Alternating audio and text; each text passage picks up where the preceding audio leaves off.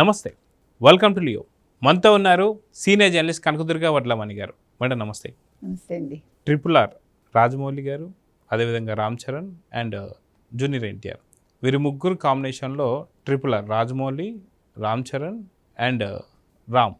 So మొత్తానికి RRR ఏదైతే వచ్చిందో, RRR వచ్చి హిట్ అయిన తర్వాత ఆస్కర్ రేంజ్కి వెళ్ళిన తర్వాత చాలా వరకు విమర్శలు వచ్చాయి. ఏంటంటే రాజమౌళి గారితో ఏ హీరో నటించినా తర్వాత ఫ్లాపులే ఉంటాయని చెప్పేసి. బాహుబలి తర్వాత మనం చూసాం ప్రభాస్కి ఫ్లాపులు కనిపించాయి. అదేవిధంగా అది సెంటిమెంట్ ఏమైనా వర్కౌట్ అయిందో తెలియదు కానీ మొత్తానికి రామ్ చరణ్ గారికి గేమ్ చేంజర్ అటర్ ఫ్లాప్ అయిపోయింది. అదేవిధంగా చూసుకుంటే జూనియర్ ఎన్టీఆర్కి అటు దేవరా కావచ్చు, వార్ 2 కావచ్చు, రెండు కూడా ఆశించిన ఫలితాలు లభించలేదు. సో రానున్నటువంటి ఒక సినిమాలు మాత్రం చాలా పెద్ద ఎక్స్పెక్టేషన్ ఉన్నాయి. అటు రామ్ చరణ్ గారికి పెద్ద కావచ్చు, లేదా మన జూనియర్ ఎన్టీఆర్ గారికి వచ్చేసరికి డ్రాగన్ కావచ్చు. వీటిపైన అంచనాలు ఎలా ఉన్నాయి, సెంటిమెంట్లు ఎలా వర్కౌట్ కాబోతున్నాయి అంటే ఏం చెప్తారు? అంటే ఎందుకనో కొంతమంది డైరెక్టర్లతో చేస్తే హీరోయిన్స్కి కూడా అది వర్తిస్తుంది. కొంతమంది హీరోయిన్స్కి తర్వాత ఇంకా లైఫ్ ఉండదు. అది ఈవెన్ తమిళ డైరెక్టర్స్కి కూడా అయింది అట్లా. అది మనం వాళ్ళకి ఆపాదించాలా లేదో మనకు తెలియదు కానీ ఇట్ హ్యాపెన్స్ అంతే. సో ఆ రకంగా వార్ 2 చేశారు. సో వార్ 2 తీసుకుంటే అయాన్ ముఖర్జీ. సో అది యాక్చువల్గా చాలా బాగా హిట్ అవ్వాలి ఆ సినిమా. ఎందుకంటే మనం చూసాము, చాలా బాగుంది కూడా సినిమా, మనకైతే నచ్చింది. కానీ ఎందుకనో ఫెయిల్ అయింది. అందుకే మనం చెప్పలేము. నిన్న కూడా అనుకున్నాం మనం, ఒక సినిమా ఫెయిల్యూర్కి హిట్కి మధ్య అది ప్రేక్షకులు డిసైడ్ చేస్తారు. We don't know why. మనం చాలా అద్భుతమైన కథ అనుకుంటాం, వాళ్ళకి నచ్చదు. చాలా అద్భుతమైన టేకింగ్ అనుకుంటారు, వాళ్ళకి నచ్చదు. మీరు క్యాజువల్గా తీస్తారు, దాన్ని వాళ్ళు చాలా పెద్ద హిట్ చేస్తారు. You can not judge the pulse అనమాట. సో అదేవిధంగా రామ్ చరణ్కి గేమ్ చేంజర్ శంకర్ అసలు ఎంత బాగా వెళ్తుంది అనుకుంటే అది ఒక రకంగా అది కూడా ఫెయిల్యూరే. సో బేస్డ్ ఆన్ దట్ మీరు ఇంకేమీ మళ్ళీ ఊహించలేరు. ఇప్పుడు అవి ఫెయిల్ అయ్యాయి కాబట్టి అని ఇప్పుడు పెద్ద మనం చూస్తే కనుకైతే మనం టీజర్ చూస్తేనే మనకు నచ్చింది. అంతకుముందు సాంగ్స్ చాలా బాగున్నాయి. సో ఈ సినిమా ఖచ్చితంగా హిట్ అవుతుంది అనేది మనకి నిన్ననే అర్థమైపోయింది. నిన్ననేమిటి మొదటి పాటకే అర్థమైంది చెప్పాలంటే, రెండో పాటకి అది డబల్ అయింది. సో నిన్నటితోటి అది కన్ఫర్మ్ అయింది. సో సినిమా జూన్ 4న విడుదలయ్యాక అది ఏ రేంజ్ హిట్ అనేది అప్పుడు తేలుతుంది. హిట్ అయితే పక్కా.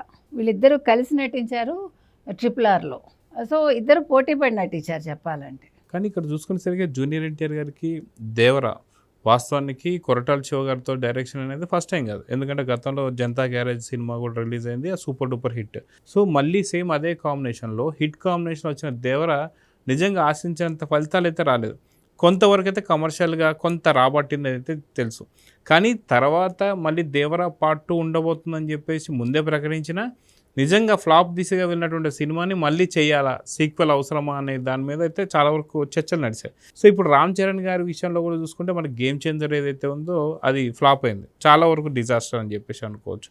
సో ఇప్పుడు పెద్ద పైన అంచనాలు భారీగా ఉన్నా, వాటి టేకింగ్ కావచ్చు, ఇవన్నిటి మీద కొంత అంచనాలు ఉన్నా సరే జూనియర్ ఎన్టీఆర్కి జరిగినట్టే వార్ 2 ఏదైతే ఫ్లాప్ అయిందో అలా ఏదన్నా సరే ఇంకొక అడుగు వేయబోతుందా అని చెప్పేసి కొంత జరుగుతున్నటువంటి ఒక చర్చ. దాని గురించి మీరు ఏం చెప్తారు? అయిపోయిందండి. ఇప్పుడు ఒక్కసారి ఒక ఫేజ్ అనేది, ఇప్పుడు మీకు సినిమా చూసాక హిట్ అవుతుందని ఒక నమ్మకం వచ్చేసింది మనకి. ఇంకా దాని మీద ఏమీ ఇఫ్లు బట్టలే ఉండవు.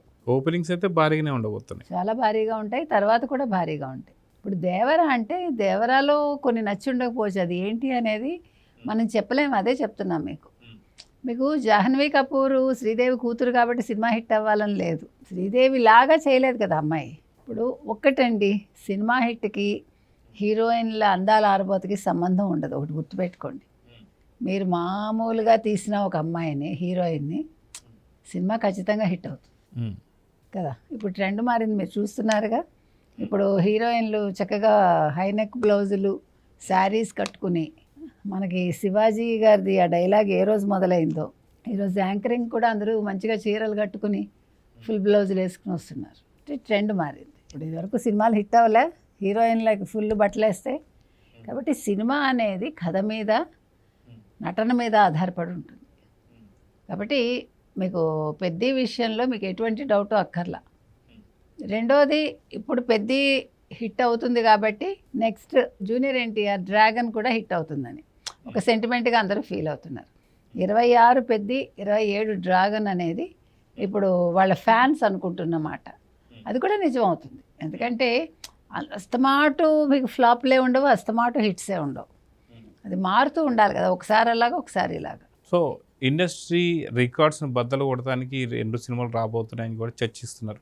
గతంలో రాజమౌళి గారితో వర్క్ చేసిన ఇద్దరు హీరోలు 100% రాబోతున్నటువంటి ఒక సిచ్యువేషన్ ఏదైతే ఉందో 26 ఇందాక మీరు అన్నారు 2026 అనేది పెద్ది పేరు మీద నమోదు కాబోతుంది, 2027 డ్రాగన్ పేరు మీద రికార్డ్ కాబోతుంది అని చెప్పి.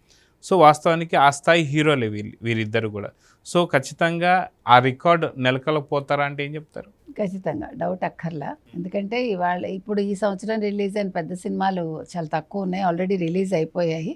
చిరంజీవి గారి కొడుకుగా, చిరంజీవి గారు అంటే తండ్రి కంటే మించి పెద్ద సినిమా అయితే హిట్ అవుతుంది, అంతవరకు నేను గ్యారంటీగా చెప్తాను.